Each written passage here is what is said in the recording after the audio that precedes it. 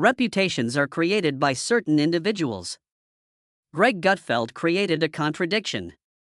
The clever satirist who transformed late-night television into a concoction of politics, comedy, and self-awareness has always been on the brink of being both a philosopher and a prankster, a provocateur and a commentator.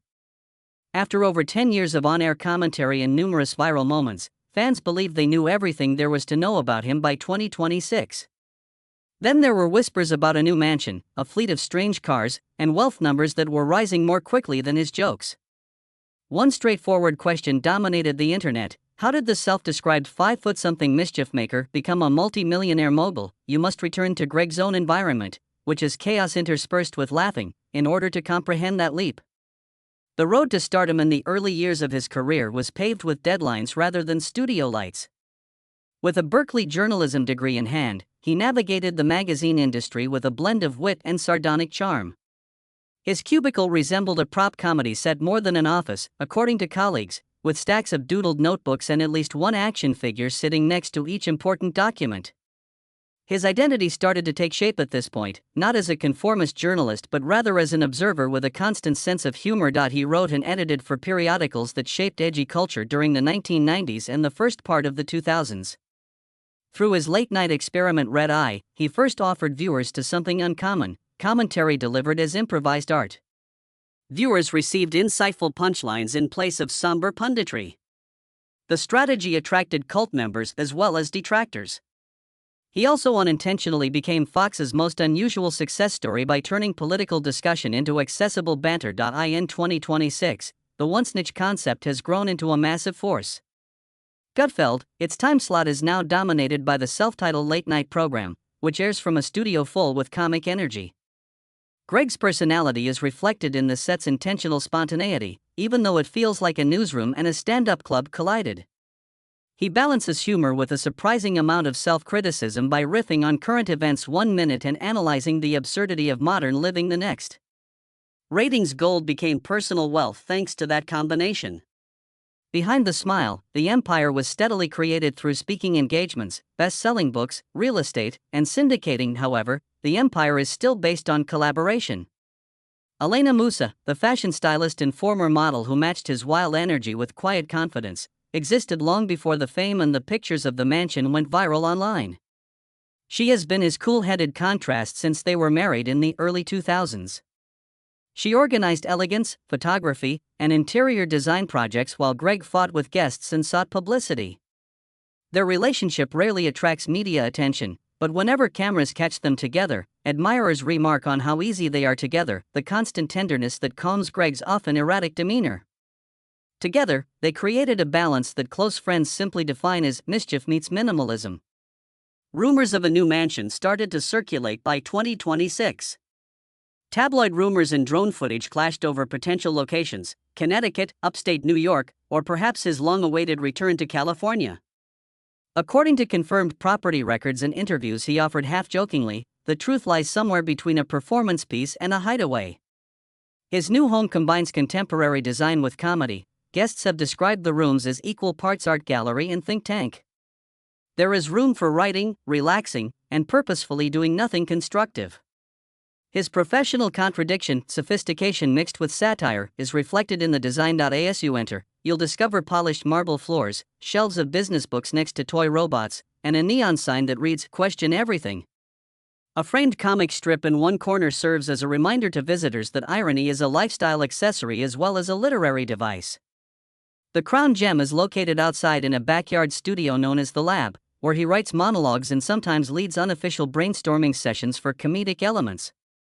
Laughter frequently lasts into midnight. According to neighbors, Greg Gutfeld's personal net worth is estimated by lifestyle accounts to be more than $80 million in 2026, and even conservative sources acknowledge that, depending on asset prices, it may have exceeded $100 million. The man, who was once made fun of for referring to himself as an introverted entertainer, now oversees a portfolio that resembles that of an entrepreneur.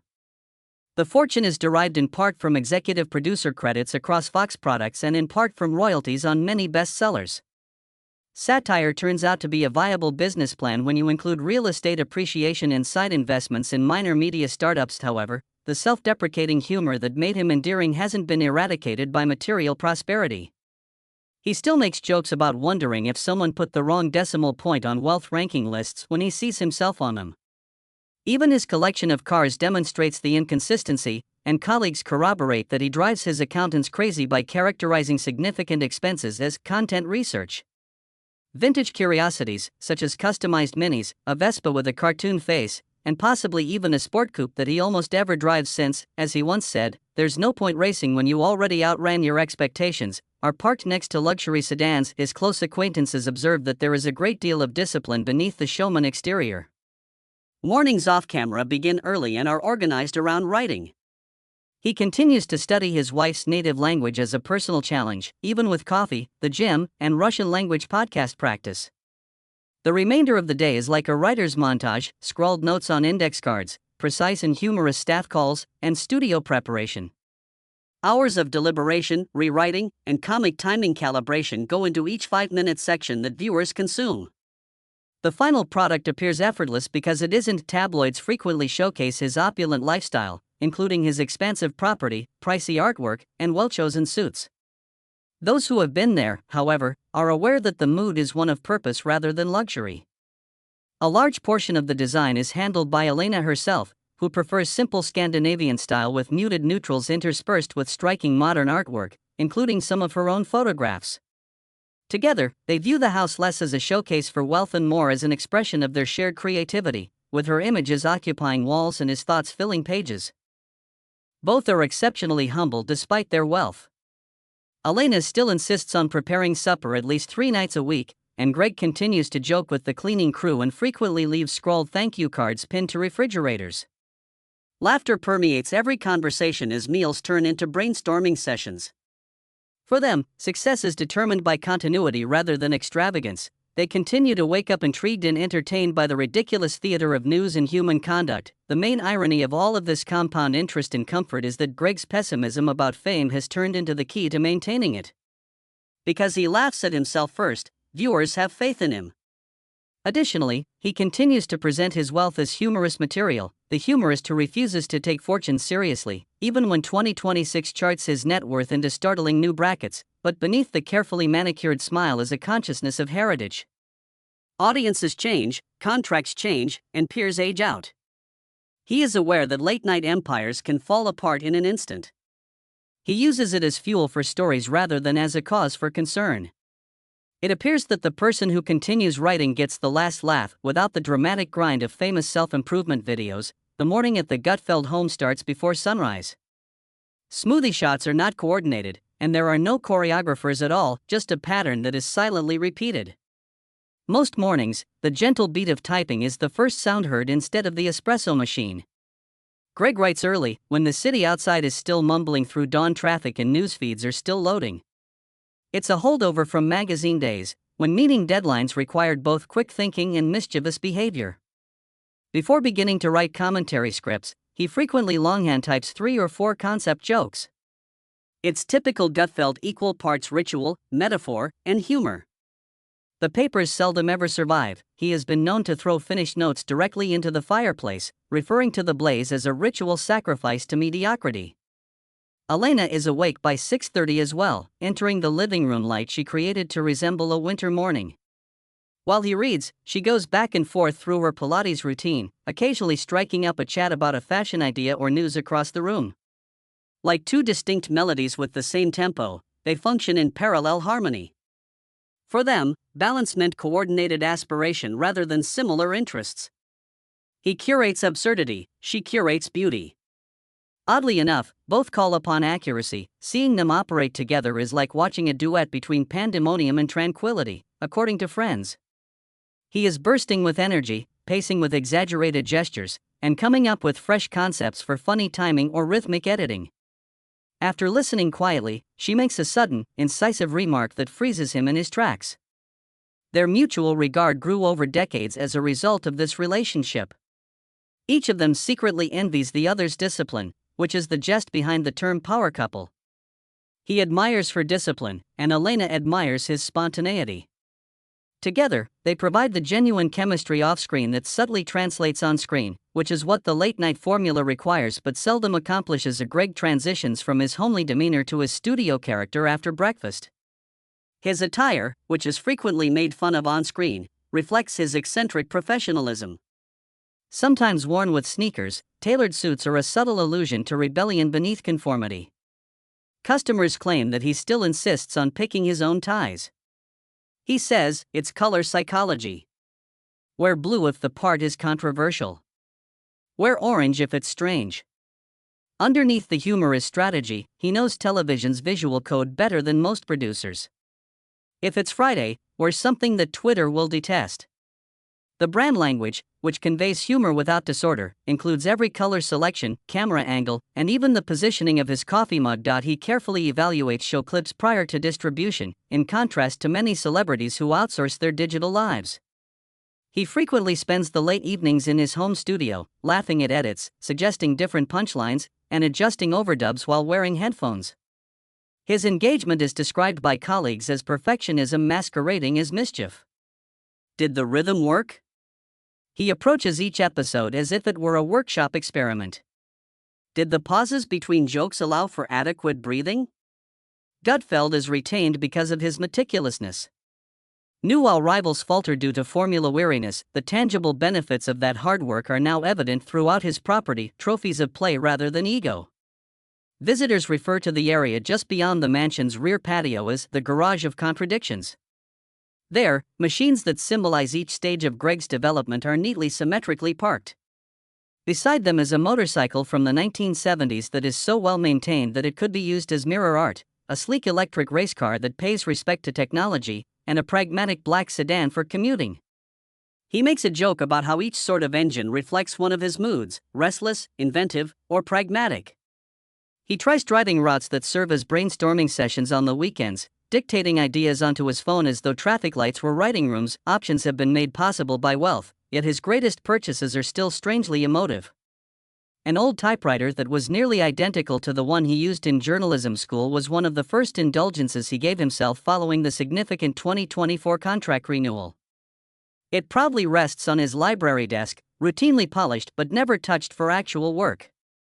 His collection expands to include vintage notebooks, first edition satire anthologies, and autographed writings by humorists who influenced him. He describes it as a reminder that opinions are easier to form than good paragraphs. Meaning-infused materialism, even luxury has a label. Perspective inevitably comes up in every talk with Greg. He makes jokes on how capitalism provided him the leeway to make responsible jokes about it. But gratitude is hidden beneath comedy. He views money as freedom to choose rather than excess to show off because he has weathered layoffs and career changes. He steers clear of specifics when financial networks ask for in-depth analyses of his net worth. Citing enormous syndication income and ownership stakes, Fox insiders whisper predictions of more over $100 million by 2026. He merely smiles and responds, "I'm rich," in sarcasm, when asked on air. This evasion maintains mystery while highlighting the brand's humility. Elena takes similar care with the aesthetics of affluence. Even though their estate has lofty ceilings and art exhibits, she prioritizes comfort over show. Family portraits are displayed next to surreal prints in living rooms, philosophy books and comic anthologies are placed on coffee tables. The couple's motto, "Decorate like adults, laugh like teenagers," is revealed in every area. The point is demonstrated at dinner gatherings. Visitors may discover candlelight meals with spontaneous quizzes about esoteric movie trivia or a grand piano covered in toy aliens. Every inconsistency is intentional, serving as a reminder that even in success, seriousness is optional. Philanthropy is part of their domestic culture, albeit in a subtle way. Rather than establishing massive foundations, they provide anonymous donations to veterans' mentorship programs and support tiny independent media scholarships. Greg maintains that anonymity is crucial, saying, "If charity earns you applause, you're just rehearsing ego." His speeches often have an introspective undertone. Despite his reputation for being witty, he frequently ends segments with humorous meditations on thankfulness. Audience allegiance is maintained by the duality of humorous insight and moral honesty, which viewers perceive as genuine underlying sarcasm. He retreats into creative seclusion rather than opulent travel during his personal downtime. The backyard studio doubles as a sounding board and a haven. It is half barn, half editing bay. Soundproof foam walls block out the echo from the outside world. Books on behavioral science, neurohumor, and narrative structure are stacked high on the shelf. Here, he experiments with new stuff, sometimes by himself and other times with a select group of authors who share his rhythm for coming up with ideas: burst, riff, deconstruct, reconstruct. Occasionally, when brainstorming goes into a marathon, Elena sneaks in to yank him toward dinner. Their collaboration keeps the brand grounded on both a personal and business level. Insiders chuckle when gossip magazines speculate about extravagant spending or conflict. They argue more about lighting fixtures than finance. The two use humor to communicate, turning arguments into one-liners. Maybe laughter is the key ingredient, conflict metabolized. Resilience is what psychologists would refer to as dinner discussion. The overall image of Greg Gutfeld's lifestyle by the middle of 2026 resembles a case study in controlled eccentricity rather than celebrity escapism. He manages to mix wealth with humility in a way that is convincing enough to keep audiences cheering for him, maintains satire sharp but self-aware, and enjoys the luxury without becoming suffocated by it. The ostentatious rumor mill depicts a caricature of private jets and supercars, while the truth reveals a man who still rides his bike to a local cafe to listen in on people in order to get ideas for conversation. The brand is the paradox. The contradictions are paid for by the brand. His narrative is captivating not because of the wealth or the mansion, but rather because of the way both coexist with curiosity. Greg pursues uncertainty from the safety of comfort, whereas most individuals seek comfort to escape uncertainty. Perhaps longevity can be explained by that paradox. The journalist, comedian, and business magnate still wakes up with a skepticism toward success, laughing at the timing of luck and using it to make jokes. Greg Gutfeld's life by the end of 2026 feels less like a single career and more like a constellation. He is a husband, business strategist, humorist, television host, author, and collector of contrasts. However, when the labels are removed, curiosity masquerading as confidence is what's left. The headlines highlight property and net worth, but followers talk about how he defied expectations and reimagined what late-night commentary may sound like. He keeps laughing intentional, an act of interpretation rather than escape, in a time when irony all too frequently turns into cynicism. His legacy and way of life are defined by that small distinction. That balance is reflected in the evenings spent at home. He reads arcane philosophical books, Kierkegaard rubbing shoulders with comedians' memoirs, to decompress when the studio lights go down since, in his mind, they both address the same topic: ludicrous existence. He turns complex theories into amusing anecdotes as he reads aloud to Elena. They chuckle at how readily the profound and the banal can coexist when the topic of conversation veers from meaning to menu planning. He believes that coexistence, carrying responsibilities while refusing to give up whimsy, is the essence of adulthood. The ambience of his residence is described by guests as expressive rather than opulent. Co-worker concept drawings, humorous cartoons, and framed notes from brainstorming sessions that were once turned into highly acclaimed monologues are displayed in the hallways. With each piece representing a distinct iteration of himself, the decor serves as a timeline.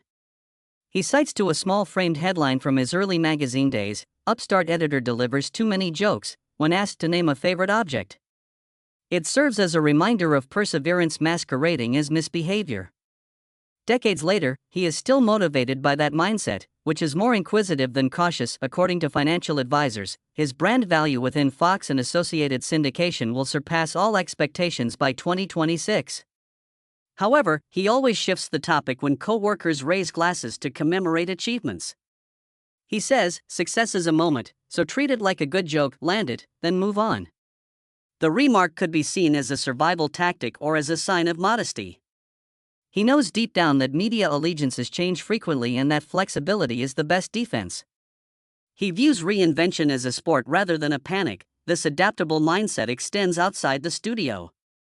He explores with side projects every quarter, such as limited series podcasts, comedy writing retreats, and creative mentorships for new journalists navigating divisive media. Participants characterize the sessions as part stand-up workshop, half seminar. He offers insightful criticism, favoring self-awareness over imitation. He urges students, "Don't sound like me, sound like someone honest enough to be wrong." This instruction sums up his larger philosophy, which holds that, when used appropriately, truth, humor, and humility share the same stage. Every endeavor is impacted by Elena. She is sometimes referred to as the aesthetic editor-in-chief of the Gutfeld brand by her fashion clients. She redesigns production settings to portray coherence rather than chaos and modifies outfit palettes to match his on-screen persona. She reveals in private interviews that their marriage is built on boundaries, empathy starts at the kitchen table, and work conversation ends at the door. They resort to habit when tensions arise, as they do with anyone dealing with performance pressure, lengthy walks in the evening, without phones or scripts, just motion and discussion in the glow of suburban streetlights. According to friends who have accompanied them, those walks are a kind of therapy where sarcasm dissolves into genuineness. Their wealth continues to captivate the public due to the contrast between their modest lifestyle and lavish possessions. Analysts project investments in digital media startups, real estate on both coasts, and a diverse portfolio that includes wellness, publishing, and art projects. However, he continues to present himself as a frugal humorist who preserves receipts out of superstition. Ironically, his fan base continues to grow because of his relatability. The audience can relate to someone who is conscious of ridiculous excess but isn't ready to stop laughing about it.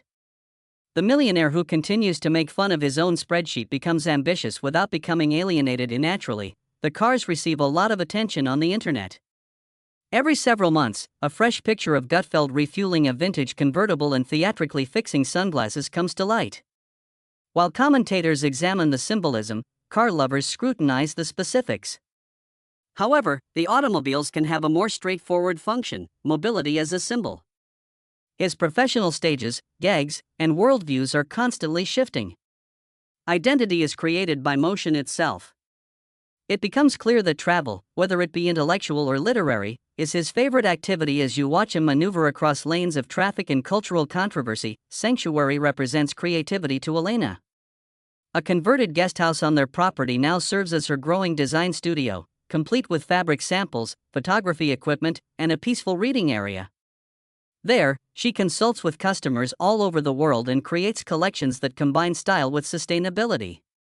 Every now and again, Greg comes over only to break up the solemnity with spontaneous quips. In retaliation, she rearranges his notes alphabetically.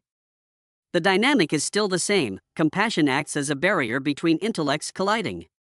That tease and balance rhythm is what makes their partnership so enduring. Greg's interviews take on a calm that is unusual for professional speakers as 2026 comes to an end. When asked if he is satisfied, he responds that he has finally realized that happiness and success are not the same thing, but rather distant relatives who sometimes happen to meet at the same reunion. After the line, his laughing lessens, but the message, self-deprecating reality wrapped in metaphor, remains. He envisions a time when innovation will be valued more highly than fame. A limited edition documentary examining comedy as a psychological toolset has draft outlines circulating. A mentorship foundation for authors who are hesitant to combine comedy with politics is the subject of another rumor. It almost seems irrelevant whether these undertakings succeed or fail. The act of invention serves as his motivation. Retirement, he laughs, would be merely switching punchlines. 2026 is referred to by observers as Greg Gutfeld's equilibrium year because it is a year of professional success, personal stability, unrivaled financial success, and emotional stability. Those who anticipated that rebellious energy would wane with adulthood are taken aback by the contrast. Rather, maturity turned into disobedience. He invests in thoughtful humor, the kind that lasts longer than a social media cycle, while newer hosts pursue viral anger. His nights conclude with writing drafts for tomorrow's laughing rather than with applause, demonstrating once more that labor is a rhythm he is tuned to rather than a burden. Comedians have a difficult time leaving a lasting legacy because their reputations frequently depend on what makes others laugh.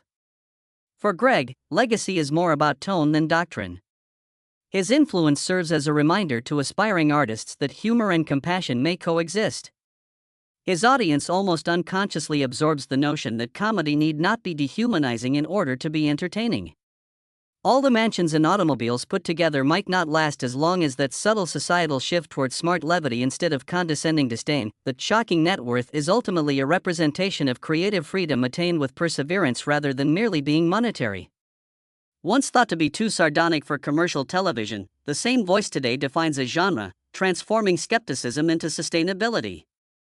And while new hosts, podcasters, and comedians point to him as an inspiration, one thing becomes evident: any empire based on humor is the result of a meticulous artisan. Every Friday night, when the cameras have shut off and the makeup has faded, Greg goes back to his desk with a drink in hand and starts writing down ideas for the following monologue. You're supposed to relax, Elena says as she passes, looking over his shoulder. He smiles, writes a final line, and responds, relaxing is writing with softer lighting. They both laugh, the global language of their home. Outside, the city is alive with its typical paradoxes, glitzy yet grungy, hectic yet rhythmic, exactly the kind of environment that his humor flourishes in. A car engine is humming somewhere nearby, anticipating another late-night journey through streets that resemble his own profession, well-lit, erratic, and infinitely fascinating.